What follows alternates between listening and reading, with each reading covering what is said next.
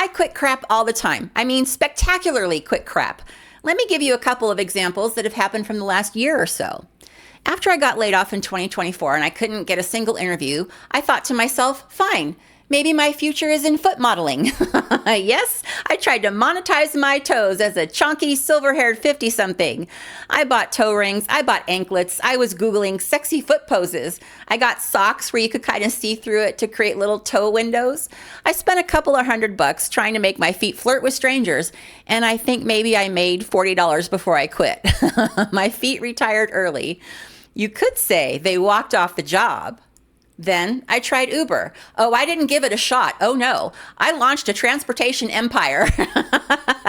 I bought a dash camera. I did laminated signage, portable vacuum. I even installed WeatherTech cargo mats to protect my car from wayward suitcases.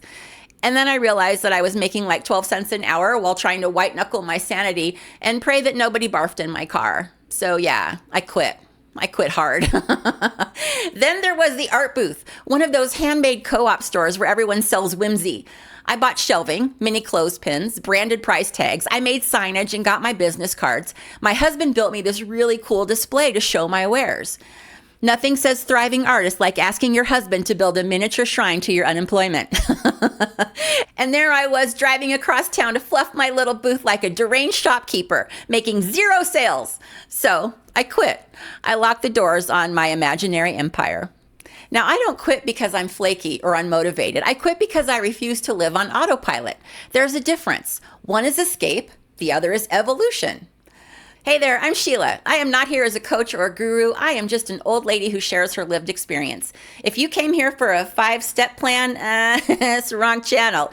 I'm more of a trip over the truth and report back kind of girl. Take what you need, leave the rest. Now, I haven't always been good at quitting. I have stayed in jobs, in relationships, in whole identities that I have outgrown because I thought that quitting meant failure. I thought that it meant that I was weak. I used to beg life to give me a sign, right? A diagnosis, a ridiculous amount of evidence, anything to make the quitting look respectable. It doesn't matter what it was. I would stay until I was unrecognizable because I thought that endurance made me worthy. Now, quitting isn't about losing hope. It's about finally telling the truth that the thing is costing you more than it's giving you. And it doesn't need to crash and burn to justify leaving. You don't have to have proof. You don't need a final straw. You don't need anyone else to agree. Quitting isn't a failure. It's a skill. The skill of knowing when endurance has turned into erosion. The skill of saying, I'm done, even when leaving makes you feel like you're wrong. We stay even when we're done, not because we care, but because we're afraid of what quitting says about us. Quitting a hobby is hard because you invest time, money, pride. You buy all the supplies, you research equipment, you tell everyone about it in some grand Facebook post. You convince yourself that you found your thing, and then one day you realize, nah, I don't really like this that much. And now you're the proud owner of a lifetime supply of regret yarn, several YouTube tutorial playlists, and the knowledge that you are now labeled as someone who used to knit. Quitting a job, whoa, that's way worse, right? That's identity. That's your life. That's explaining to people why you're walking away from something stable. If nothing is visually falling apart, what story do I tell? If there's no wreckage, people assume that you're the problem. Quitting a relationship, you're not just leaving a person, you're leaving a future that you've already introduced to your friends. You're leaving holidays that you've already rehearsed, entire versions of yourself that you built around staying.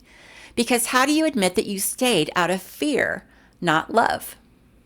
I had to quit a friendship like that once. She lied to me over and over again. I trusted her. She was in my daily life. We had coffee, long talks, dinners almost every night. And then one day she vanished with no explanation. I eventually found out that she was an addict and had relapsed again, and this wasn't even close to the first time. So I went into rescue mode, right? I got her into treatment. I tried to believe her. She told me that she was going to meetings. She was not. She said that she was doing the work. She was not. There was a moment when it hit me. I was not her friend anymore. I was her witness. I was standing there watching her spiral, unable to stop it because she refused to do anything to save herself. I full on understand that addiction is a sickness. I come from a long line of addicts. That's probably why when I finally backed away, I didn't feel proud. I felt cruel. At some point, though, you got to stop fearing what people think and start fearing what it's costing you to stay. But here's what I've learned. Quitting isn't hard because we're weak. It's hard because we've been conditioned to apologize for changing our minds. We don't want to look flaky. We don't want to look ungrateful. We don't want to be seen as someone who gave up. So we keep doing the thing because that's the respectable adult thing to do. Now be honest. What's the thing that you're still doing just so nobody calls you a quitter? I'm curious what you're still babysitting right now. Talk to me in the comments. Now, I used to think that quitting required disaster, that I couldn't walk away unless something exploded, unless I could point at a wreckage and prove that I tried. I had to earn my exit. I wasn't waiting for clarity. I was waiting for an alibi. I needed flames, smoke, maybe a minor explosion, something respectable to flee from. So I waited. I waited for betrayal, for cruelty, for poverty, for some dramatic permission slip from the universe to make it socially acceptable to quit. That's when it hit me. I was scared of the question that comes after the quitting. So, what are you going to do now? Right? As if I owed anyone a sequel. As if I'm required to turn every exit into a redemption tour montage set to Taylor Swift music. I swear you quit something and suddenly everyone's your parole officer. So what's your plan now? What's your next move? I don't know, Carol. Witness protection? I would stay doing the thing or in a situation because I didn't want to look like a quitter. I used to tell myself I wouldn't quit something until I had exhausted all options and really gave it my best shot because I didn't want to look back on something with regret. In hindsight, I can see that that's deranged. That was me trying to look like a good sport, right? That's fear. Here's the thing. Quitting isn't a confession. It's a conclusion. It's the moment that you look at the cost of staying and you finally say, this doesn't earn me anymore. Not the job, not the marriage, not the identity built on clapping through the pain. You don't need a reason. You just need nerve. People love to warn you about quitting, right? The risk, the fallout, the instability, but nobody warns you about staying. Staying looks responsible. It even gets applause, but it's expensive, not just in the money, in the pretending. Which brings me back to the question that I keep dodging. If I quit something, does that make me reckless or honest? Here's an example. Now, I might lose some subscribers for this, but I need to come clean, okay? And that's fine. That's fine. If you want to leave, just let me know. I'll give you a parting gift from my regret yarn stash. Okay. I hate The Walking Dead. Lord knows I tried to like the show. I like zombies. I love the apocalypse. I always give shows several episodes because, it takes time for the actors to build their character up and for things to get interesting. My husband and I watched 2 seasons of it. Everyone said it was great. There are a bajillion spinoffs because it's so popular. I wasted hours of my life watching a show that I hated. Why? Because I thought it would get better. I've stayed in jobs, hobbies, versions of myself, and relationships for the same damn reason. Maybe the next episode gets better is not a life strategy, people. If you need someone to process that kind of loyalty trauma with, book a one-on-one with me. The link is in the description. I've talked people through worse. One lady I know stayed in a book club for 7 years out of guilt. Now, if I sound worked up about quitting, it's because I just recently did the biggest one of my life. I stopped hunting for a job in my career. 2 years of resumes, interviews, hope. I'm just done. I walked.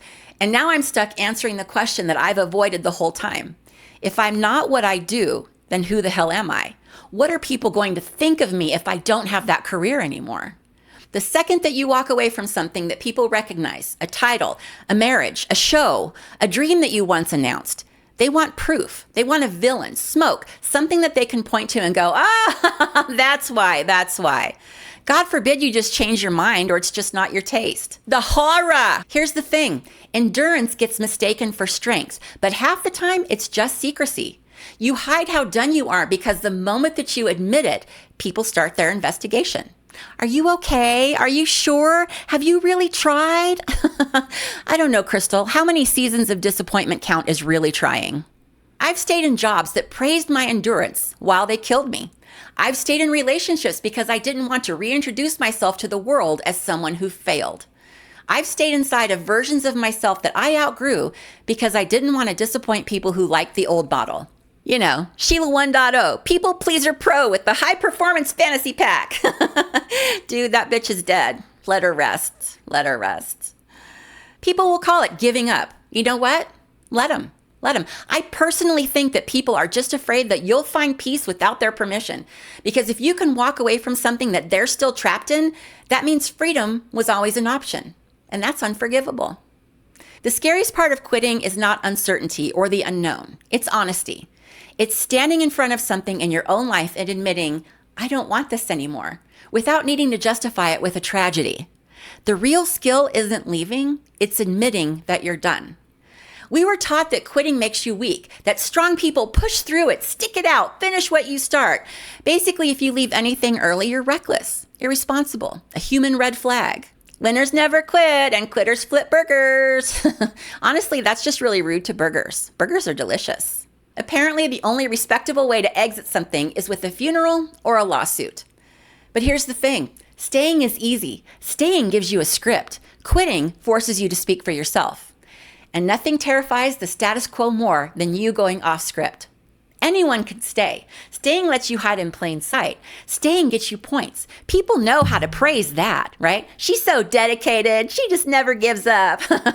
Quitting isn't about running away. It's about seeing clearly, seeing something for what it is, and doing something about it that actually serves you. No one applauds that kind of wisdom. They call it impulsive. They call it unstable. Then they ask, well, what if it gets better? All right, well, if it gets better, it can send me a postcard, okay? Staying doesn't mean hope. It often just means that you're willing to bleed quietly so no one has to witness your change. The bleeding might be slow, but girl, you're still bleeding. You're allowed to say, I'm done. That's what makes quitting a skill. It's leaving without asking permission. It's saying, I choose truth over approval. You don't need to collapse just to prove that you've tried. Quitting is not the opposite of trying. It's the opposite of pretending. It's finally letting the truth speak louder than the plan. Now, some people think that quitting is dramatic, and they would be wrong. Drama is staying when you know that it's broken. Drama is in the pretending. So, what actually happens when you quit without a tragedy? Nothing. Nothing. And that's the point. The world keeps spinning and you can stop performing. And if you want to know where that skill starts, it's not confidence. It's one sentence. I'm allowed to be done. You don't need a plan. You need to give yourself permission. And if someone demands an explanation, I won't hand them a tragedy. I'm not here to convince anyone that it was bad enough. I'm not here to build a case. I'm simply finished. And that's enough. Some exits don't need closure. They need distance. You don't have to hate something to outgrow it. You don't have to stay until it breaks to prove that it wasn't yours. You don't have to wait for flames. You can just stop. I thought once I quit the wrong people in the wrong life that I'd be free. I wasn't, because then it got quiet, and that's when I realized that I was still quitting, but I was quitting myself. The second it got hard, boring, or my progress was too slow, I was out. Let's talk about that part, when you're finally alone with the life that you choose and you still want to run. That's a different kind of quitting, and you're only hurting yourself.